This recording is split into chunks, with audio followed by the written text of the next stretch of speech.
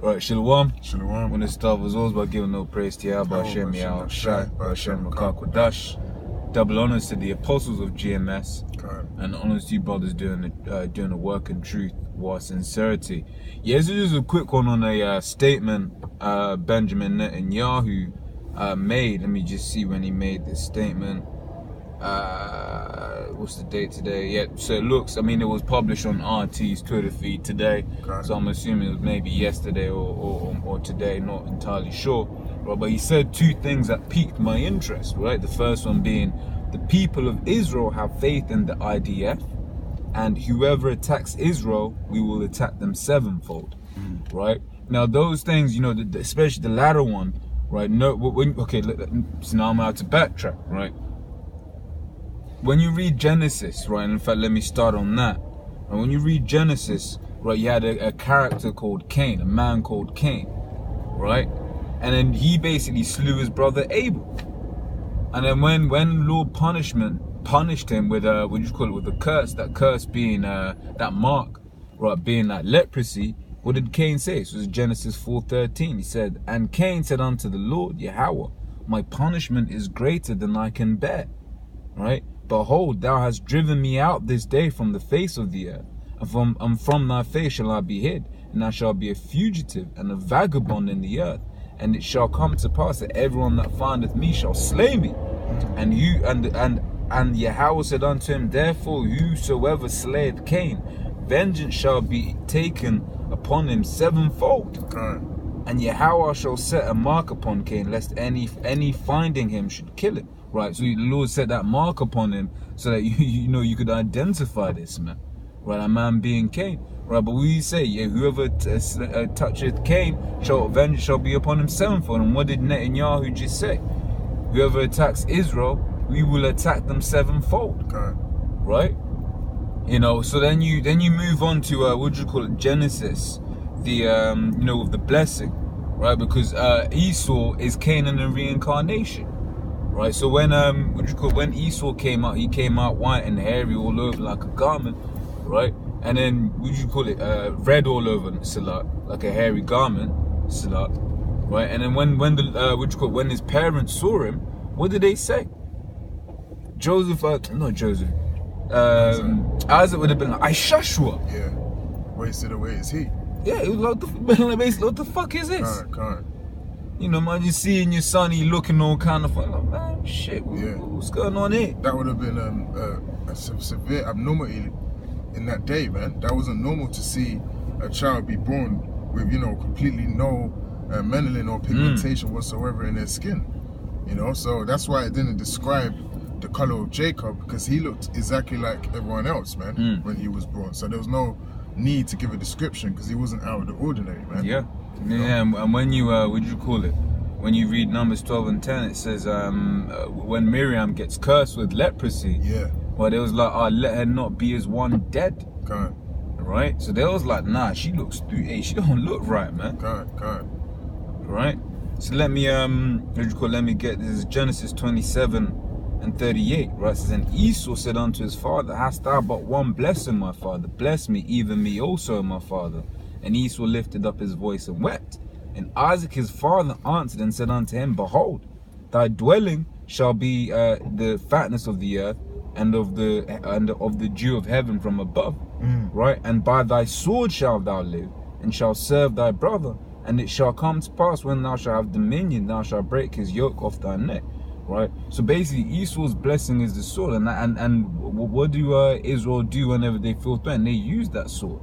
Right, look at what they're doing over there to them Palestinians. Right, they're just shooting them up. You know, mans are just protesting with some rocks, and these guys are just sniper rifling them. Yeah. Right. You know, they said they used 28 jets to fire at Iranian and Syrian positions in Syria. Yeah. Right. So this man's just going around with his sword, going around doing all of these things, and this man is Cain in the reincarnation. Yeah. Right, Cain, that's what, a Cain weapon? Yeah. Right, so hey, look, there's this thing called omen nomen, right, where you can tell a man by his name. You can definitely tell the so-called white man by his name, man. That's why every time the scriptures refer to them as the wicked, or, the bloody, you know, that man of violence. It's, you know, there's all kind of horse. Yeah, you know, the red horse, because really they're drenched in blood, man. You know, and you know that blood is going to be accounted for. You know, when the arrival of Yahweh Shem Yahushai dawns on us, man. You know. Can't. Right, so this is Isaiah 2. It says the word that Isaiah the son of Amos saw concerning Judah and Jerusalem, right, to tackle the other point of you know, because like I said, he said two things. You know, whoever attacks Israel, we will attack them sevenfold. Right, basically that's that spirit of Cain coming back, because these Edomites are Cain. Right, you know, and that's why we read in reference to the Israelites, wicked Israelites. Yahushua said, "Ye are of your father the devil." Right, he was in, what did he say? He was a murderer from the beginning. Right. So I mean, I was in reference to them wicked Israelites, but who was a murderer from the beginning? Cain, Esau. Right, and you see a lot of these niggas these days, they're just doing and behaving in the same way as Esau. God. I like what you brought out, you know, in Genesis, when it mentions, you know, whoever shall attack Cain, vengeance shall be, you know, put on them sevenfold, man. Well, the Lord made him say that statement in that particular way, man. That was really through the Spirit. Oh man, that was actually through the Spirit, because, you know, these are the Edomites. So him saying that is not even a light thing. That's scriptural, man. You know, because that is the truth. That is actually in the scriptures, because judgment is going to come down through Yahweh Shem Yahushua at the hands of the Israelites, man. The Lord is going to put the Spirit on us to rise up against these devils in that day, man. But right now, we can't do that, man. That's right. So if you do it, you know, when it's not time, vengeance is going to be taken on you sevenfold. So he knew what he was saying when he said that. You know? Hey, if I may, since you said this, is Proverbs 21:1 says the king's heart is in the hand of the Lord. Right, and hey, Netanyahu's a king over there, man. He's the most powerful man in Israel, if I'm not mistaken. Right, so he's a power over there. And what does it say? The king's heart, meaning his mind, love. His mind is in the hand of the Lord. As the rivers of water, he turneth whithersoever he will, and that includes what you say. Right, and like you were saying, what do you call it? Like you were saying, there was a spirit that he used those exact words in that statement, because everybody when I posted was like, yeah, he said that. You see what I'm saying? Right, and let me get this. And through the Spirit, that's them acknowledging, whether he knew it or not, that he's actually Cain, of the seed of Cain and Esau, man. You know, their tongue shall fall upon themselves. Exactly. Whether they know it or not, because like you said again, the king's heart is in the hand of Yahweh Shem Yahushua, man. You know, so he makes them do and say whatever they say. It's the Lord, you know, controlling both pieces of the chessboard, man. This is Proverbs 16:1. The preparations of the heart in man, and the answer of the tongue is from the Lord. Right? So, and hey, that's talking about the preparations of the mind and the answer. So basically what he says is basically given by the Lord. Right? Just as we saw and witnessed in that segment there. So let me get Isaiah, back in Isaiah 2, right? Just now tackling the other point of how you know, these guys have faith in the in the IDF. Right now, the IDF, that's a military branch, right? No, hey, I'm gonna let the scriptures talk, because Isaiah 2, I'm gonna start from carry on from verse 2. It says, and it shall come to pass in the last days that the mountain of your house shall be, and that's talking about the government, right? Shall be established in the top of the mountains, right? So basically, the government of Israel will be higher than all the other governments, right?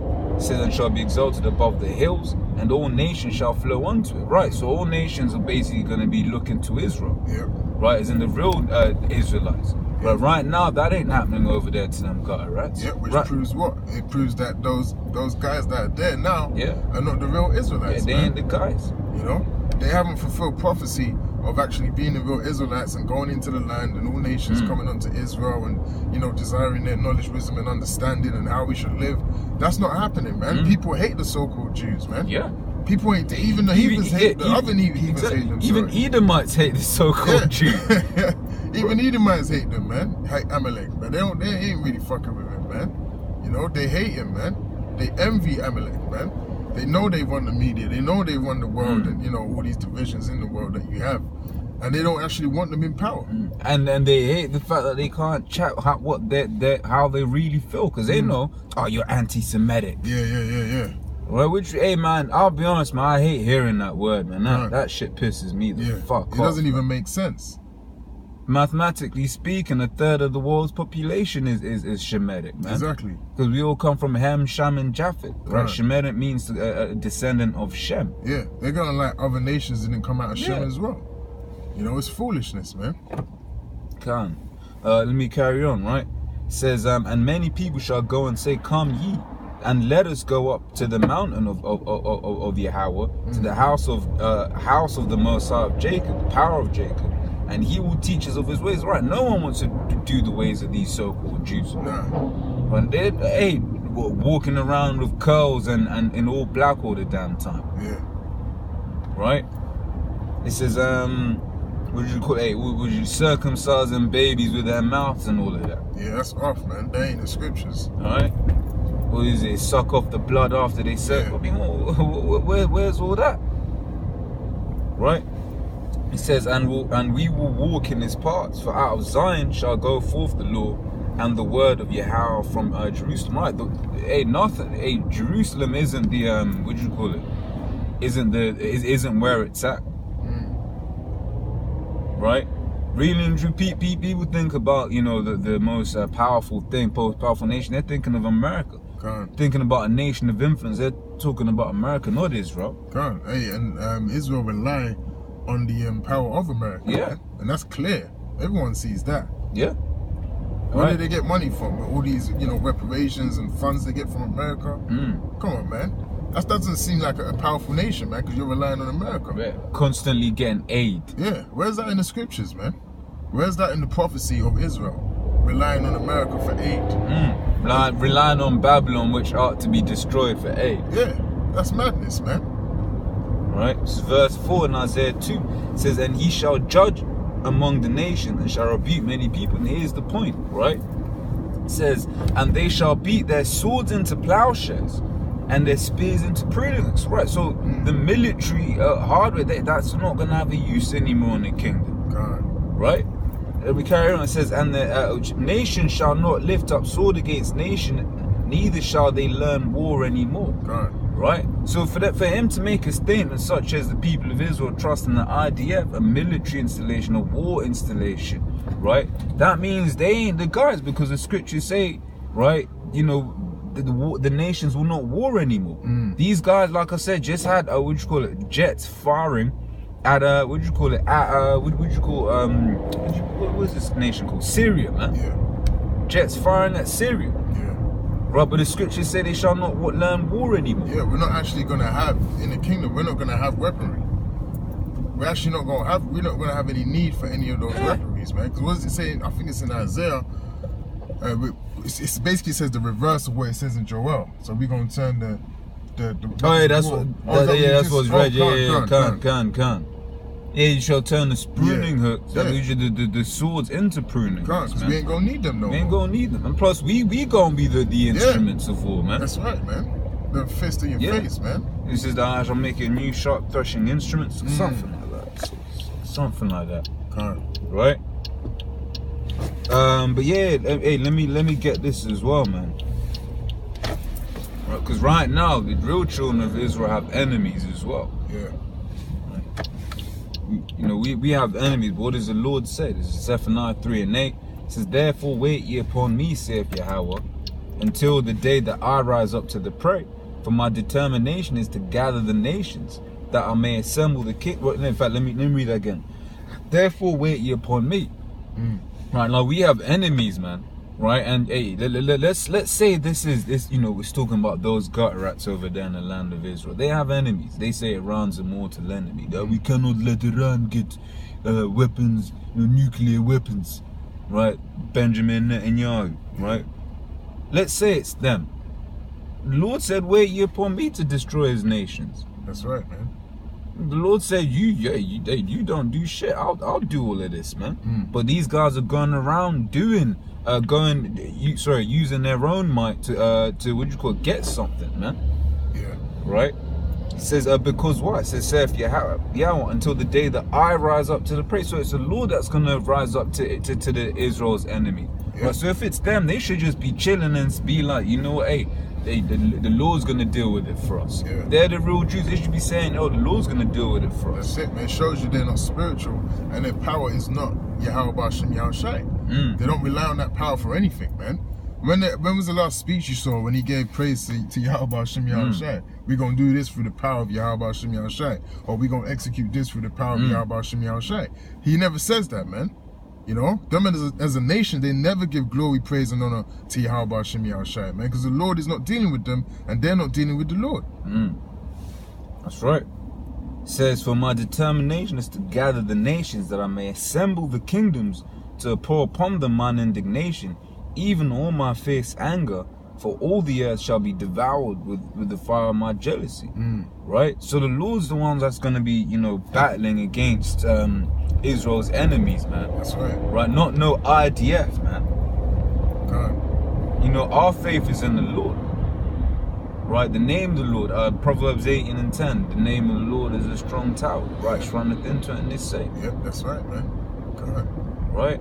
But yeah, I said we just wanted to go and touch on those two things. You know, our Lord's will, you were edified. I mean, you got anything? Nah, it's all good, bro. Yeah, man, everything's covered. Yeah, the Lord's will, you know, that was edifying. And yeah, man, this man's going down, man. God. This man's, you've been seeing skirmishes with Israel and Iran, and that's prophecy. The apostles have been speaking on that from when before they were on YouTube, man. Yep. Right? So these things, Ezekiel 33 and 33, when these things come to pass, then you shall know that a prophet has been among them. Right, I remember a few weeks back, I had, one geezer I went to school with. He basically was like, oh shit, you remember that time when, you know, they said about Iran, when when you start hearing Iran in the news, know that the end is near. It's like, oh shit, I'm seeing that now. So the people in the world, right, that have gone past the camps, come past the videos, the guys in the other Israelite camps, right, they're now thinking, you know what, shit, hey man, maybe GMS is the truth, and GMS is the truth, and as more of these prophecies come to pass, when the chip gets pushed, right, which is the mark of the beast spoken of in Revelation, then you'll be like, oh shit. Yeah, because those are the main things. World War III, and you know, the mark of the beast. These are the things we heavily push here in Great Millstone, man. So when these things actually start coming to pass, that's what that's going to be in your head, is Great Millstone, because that's what you heard on the highways and the byways. Now, when you consider the other groups, you consider IUIC, ISPUK, the main thing they're talking about is being black and the woman and, you know, all of these things. So you're not going to run to those groups in times of troubles, because you didn't hear the alarm being sounded properly at those groups, man. So everyone's going to have Great Millstone in their mind at that time. You know? Yeah, even these African niggas, not there, those African niggas are gonna realize that the black woman can't save them. Exactly, man. Black consciousness can't save you, man. The black woman can't save you, right? Because in times of war, they don't have any answers. Black men can't. We can't save you, man. Yeah. Only the Lord can save you, man. You know, we just have the pure doctrine. Yeah. It's the doctrine is able to save you through the faith in Yahweh Bashem Yahushai, man. If you believe on it the right way. That's what's going to save you in those times, man. But black consciousness movement is not going to save you. It's impossible. How can that save you, man? You know, having 100% melanin in your skin, that's not going to save you, man. Having a black woman with an afro that's backing you up is not going to save you. You know? I got to go a quick preset. This is James 1 and 21. Wherefore lay apart all filthiness and superfluity of naughtiness, and receive with meekness, right? So don't get proud, right? The engrafted word, which is able to save your soul. And this is the engrafted word. That's what we're preaching on the highways and the byways, man. Yeah. Through the spirit and power of Yahweh Bashem Yahushai. That engrafted word, which is able to save your soul, if you believe on it, man. And you believe on Yahweh Shai, man. Yeah, because I was going to say, we read John the 1st chapter, Yahweh Shai is the word. Yahweh Shai is the word. That's it. That's it, man. So like I said, Lord's will, that was edifying. Until the next time, we'll say shalom. Shalom.